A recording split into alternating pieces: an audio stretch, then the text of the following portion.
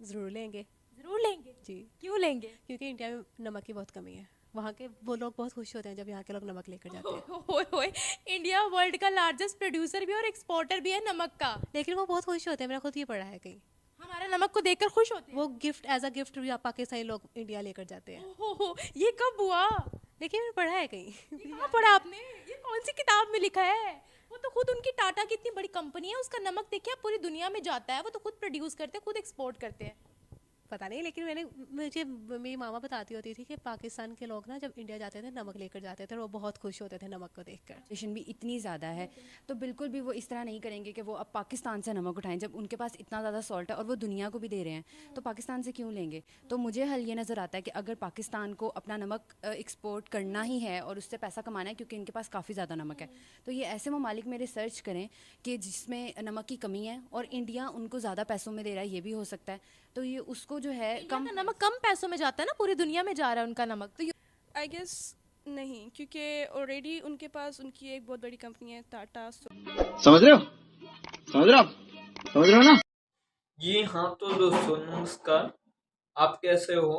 आशा करता हूँ आप अच्छे रहोगे। मैं भी अच्छा हूँ।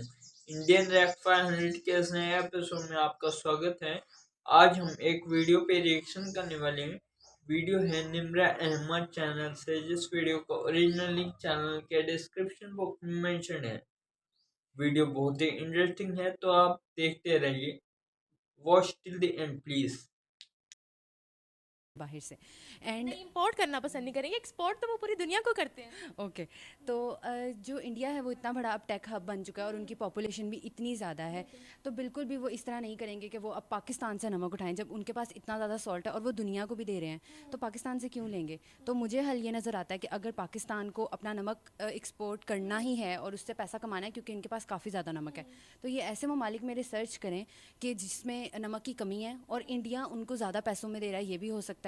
तो ये उसको जो है इंडिया कम का नमक कम पैसों में जाता है ना, पूरी दुनिया में जा रहा है उनका नमक। तो ये उससे भी कम बेचें, क्योंकि इनका तो कोई नहीं खरीद रहा ना। ज़खायर को ज़ाया करने से बेहतर है कि आप ज़खायर को इस्तेमाल करें, कम दाम में बेचें। तो अगर ये उससे भी कम दाम के अंदर अपनी कोई डील बना लेते हैं या रिसर्च कर लेते हैं, तो मेरे ख्याल में ये अपना नमक एक्सपोर्ट कर सकते हैं। लेकिन इंडिया को फिर भी कोई नमक वो नहीं लेने वाले हैं, तो इनको इस तरह की फजूल कोशिश भी नहीं करनी चाहिए। फजूल कोशिश नहीं करनी चाहिए। जी। अब 2019 में ट्रेड हमने बंद की, बॉर्डर्स को हमने बंद किया, तो अब क्या हम भारत के आगे खुद झुक रहे हैं अपनी ज़रूरत के लिए? बिल्कुल, हर दफ़ा ऐसा ही होता है। पाकिस्तान पहले खड़ा हो जाता है और 21 तोपों की सलामी दे देता है। ऐसा ही करता है। अमेरिका के सामने भी इसी तरह हर दफ़ा झुक जाता है और इसी तरह इंडिया के आगे भी ये कर देते हैं। अगर जिस तरह हम वो इंडिया से हम जितनी भी लेते हैं, प्याज लेते हैं या टमाटर लेते हैं, तो अगर इंडिया एक दिन भी बंद कर दे तो फिर पाकिस्तान क्या करेगा। क्या करेगा?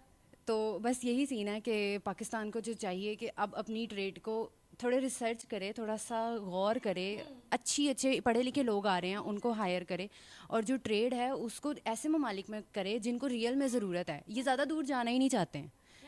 बस हमारे यूएई बहुत सी चीज़ें जा रही थी, लेकिन यूएई ने कहा कि ये लोग करप्शन बहुत करते हैं। हमारा फ्रेश मीट यहाँ से वहाँ जा रहा था, उन्होंने बोला करप्शन हो रही है, इसमें भी ठीक नहीं भेजे। उन्होंने हमारे मीट को भी कैंसिल कर दिया कि हम नहीं लेंगे। इसी तरह से और भी बहुत सी चीज़ें थी जो हमारी बाहर जा रही थी, लेकिन अब नहीं जा रही हैं। तो क्या वर्ल्ड हमारी क्वालिटी पे ट्रस्ट करे कि जहाँ पर उनको इंडियन नमक मिल रहा है और भी है नमक का? लेकिन वो बहुत खुश होते हैं, मैंने खुद ये पढ़ा है कहीं।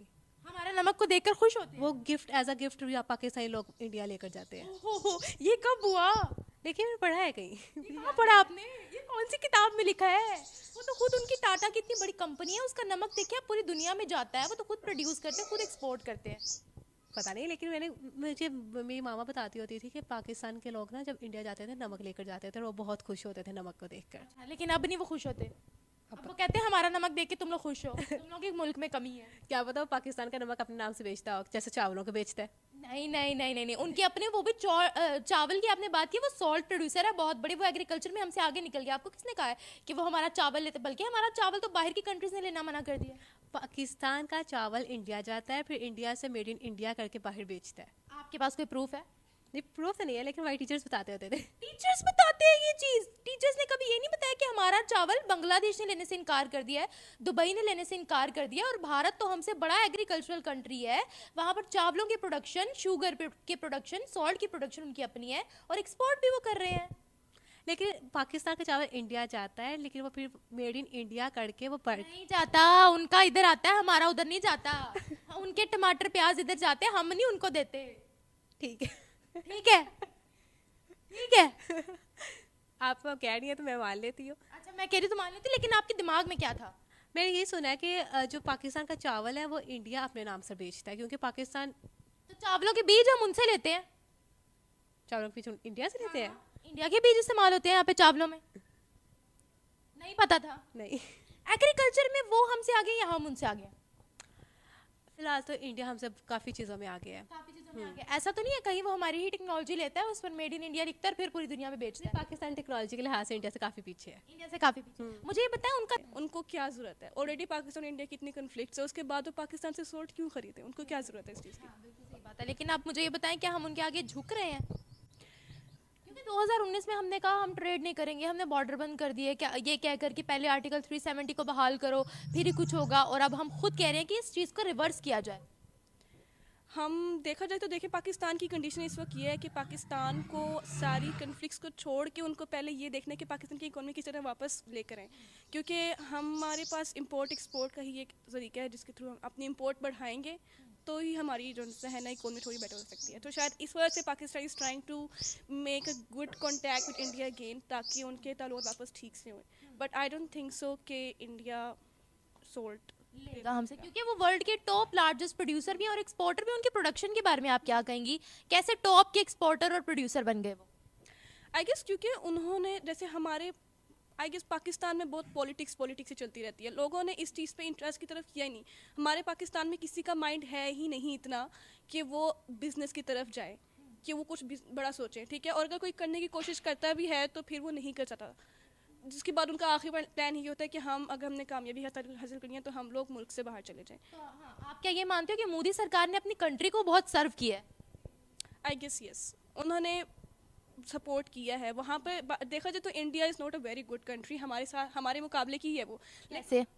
लाइक हमें और उनमें एजुकेशन का देखा जाए तो हम उनसे एजुकेशन में काफ़ी आगे हैं। कैसे आ गया? हमारा तो 12-12 साल से सिलेबस ही अपडेट नहीं हुआ, तो हम आगे कैसे हैं? हमारे एक बच्चे को उनके बच्चे के साथ कंपैरिजन पे खड़ा कर दे, हमारे बच्चे को आई डोंट थिंक सो कि वो कॉन्सेप्चुअल बातें पता होंगी जो उनको पता है। एजुकेशन रेट की बात कर रही हूँ, वहाँ पर आपको दो तरह के लोग मिलेंगे इंडिया में, एक जो कि बहुत पढ़े लिखे हैं, वरना फिर बिल्कुल ही नहीं, जो बिल्कुल पढ़ाई में उनका कोई इंटरेस्ट नहीं। और यहाँ पर आप लोगों को एजुकेशन रेट कम है, लेकिन उतना कम नहीं।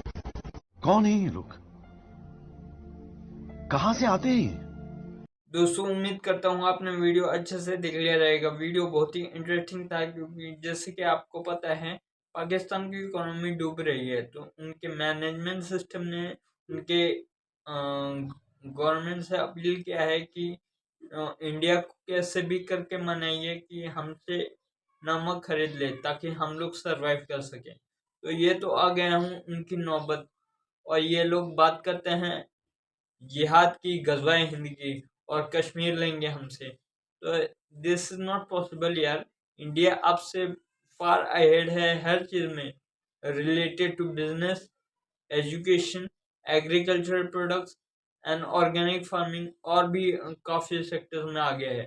तो आप इंडिया से कंपैरिजन करना बंद ही कर दो।